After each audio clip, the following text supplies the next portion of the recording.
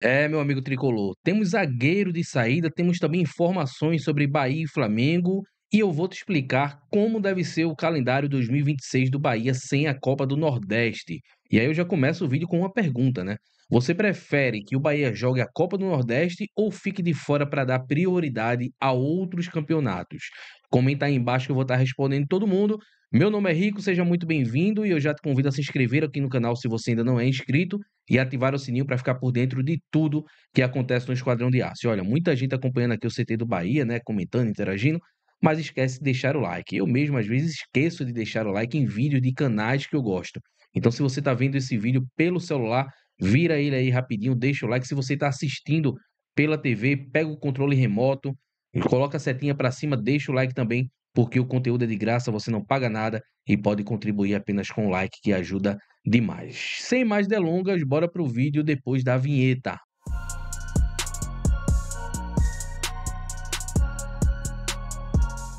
Vamos entender essa questão do Nordestão, né, velho? Porque sem o Nordestão, veja como deve ser o calendário do Bahia em 2026. Pois é, o Bahia não jogará a Copa do Nordeste em 2026 e possivelmente nos anos seguintes. A decisão da CBF é de que times classificados para torneios internacionais fiquem fora das competições regionais. Além disso, outra novidade é o Brasileirão a partir de janeiro. Com 83% de chances de jogar a Libertadores no próximo ano e praticamente nenhuma chance de ficar fora, ao menos da Sul-Americana, caso não vá para a principal competição da Conmebol, a ausência do Bahia na Copa do Nordeste em 2026 já é certa. Detentor do título e maior campeão da história do time regional, o Esquadrão de Aço terá uma temporada de 2026 com um calendário semelhante ao dos clubes das regiões Sul e Sudeste que costumam jogar os torneios continentais.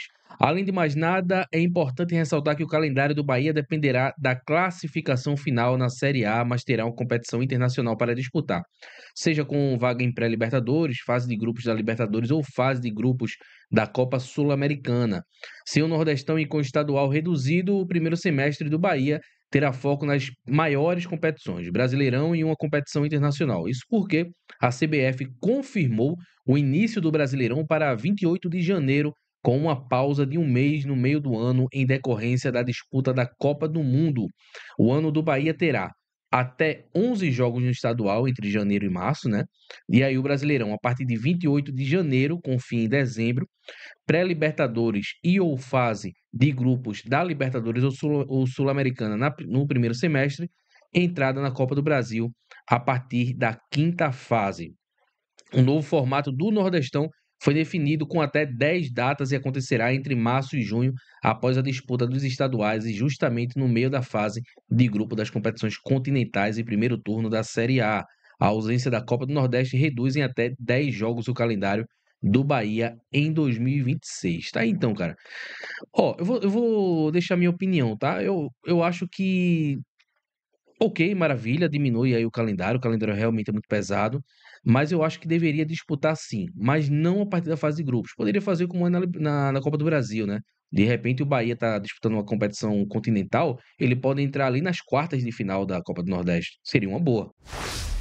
Mas bora falar agora sobre Bahia e Flamengo, o jogo deste domingo, porque a partida reúne os times com mais gols marcados na temporada. Nenhum time marcou mais gols que Bahia e Flamengo em 2025, e os dois ataques mais goleadores da temporada vão estar frente a frente neste domingo para um compromisso válido pela 27ª rodada do Campeonato Brasileiro. Juntos, são mais de 200 bolas na rede por tricolores e rubro-negros em pouco mais de 9 meses de futebol. É muito gol, né, velho? Segundo o levantamento do Gato Mestre, Flamengo, Bahia e Palmeiras são os times que alcançaram a marca de 100 gols nesta temporada, né? O melhor ataque pertence aos cariocas, com 108 bolas na rede em 59 partidas disputadas, em uma média aí de 1,8 gol por jogo, né? Logo depois vem o time baiano, com 105 bolas na rede em 67 confrontos, o que significa média de 1,5. Aqui os times que mais marcaram gols na temporada, né? Flamengo com 108, Bahia 104, Palmeiras com 100 gols, e aí abaixo Fluminense com 92, Vasco e Atlético Paranaense 74 e por aí em diante. Como é de se imaginar, as temporadas dos dois clubes são marcadas por goleadas. O Bahia fez 6-0 no Colo-Colo e 5-0 contra Jacuipense e Confiança em jogos do Campeonato Baiano e Copa do Nordeste. Já o Flamengo aplicou o histórico 8-0 no Vitória pelo Campeonato Brasileiro e na mesma competição venceu o Juventude por 6-0 e o Fortaleza por 5-0. E aqui vamos ver aqui os goleadores, né, cara? No lado tricolor, a esperança de gols é o William José. O atacante marcou 13 vezes em 2025 e divide a artilharia do Bahia na temporada com o Luciano Rodrigues, que já deixou o clube na venda mais cara da história do Nordeste. A sequência da lista de goleadores tem Thiago e Eric Puga. Tá aqui, ó, William José e Lúcio Rodrigues, 13 gols. Eric Puga e Thiago, 8 gols. Jean Lucas e Eric, 7 gols. Dos 6 jogadores que mais marcaram gols pelo Bahia em 2025, apenas 3 estão à disposição para enfrentar o Flamengo. William José, Jean Lucas e Thiago. O cenário ajuda a entender a queda de produção ofensiva recente. São 4 gols marcados nos últimos 5 jogos e o time não balança as redes 2 vezes em uma mesma partida desde a final da Copa do Nordeste. Aqui os principais goleadores do Flamengo na temporada, né? O Arrascaeta com 19 gols, o Pedro com 13 gols e o Luiz Araújo com 11 gols. Cara, realmente é um embate de grandes ataques, né, velho? Embate de grandes ataques, realmente. E aí, meu amigo, é o seguinte, infelizmente a gente vem com um time praticamente reserva, né? A gente tem um time inteiro, mais de um time inteiro em desfalque, né? São 13 jogadores de desfalques. Talvez volte o David Duarte e volte já nessa partida, mas ainda assim serão 12 desfalques. É muita coisa, velho. É muita coisa. Mas, velho, a gente tem que confiar, a gente tem que acreditar até o fim, porque é o Bahia, né, velho? Não é qualquer time. É o Bahia, e aí quando é o Bahia, a gente acredita até o final.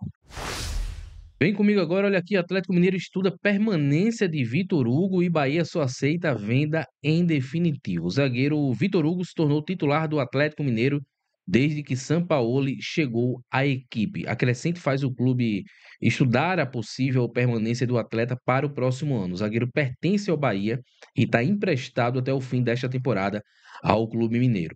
Ainda não houve um contato oficial do Galo com o Bahia e o staff do atleta para conversar sobre as negociações, mas o GE apurou que o time baiano só aceita a venda em definitivo do zagueiro.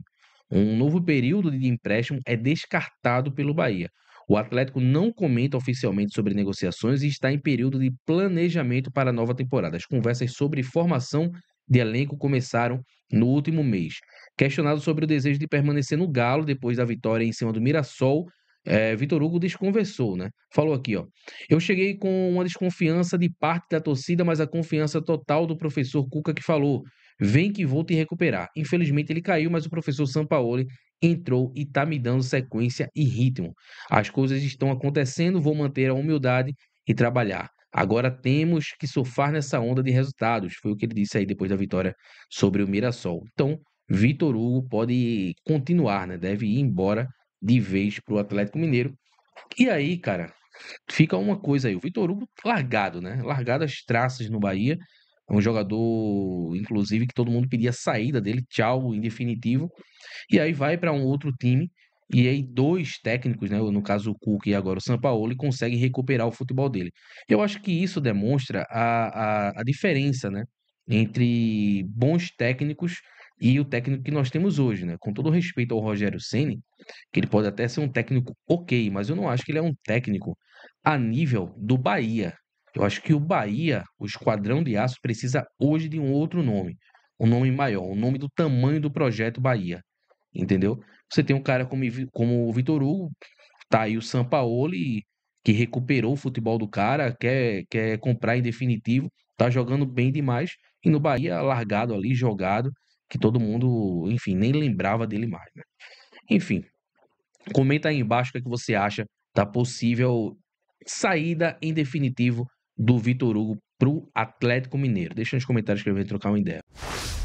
A você que viu o vídeo até aqui, muito obrigado. Se você gostou, deixa o like, se inscreve no canal e ativa o sininho para estar sempre recebendo as nossas notificações, beleza? Vamos ganhar, hein? Vamos ganhar, hein? Bora, Bahia!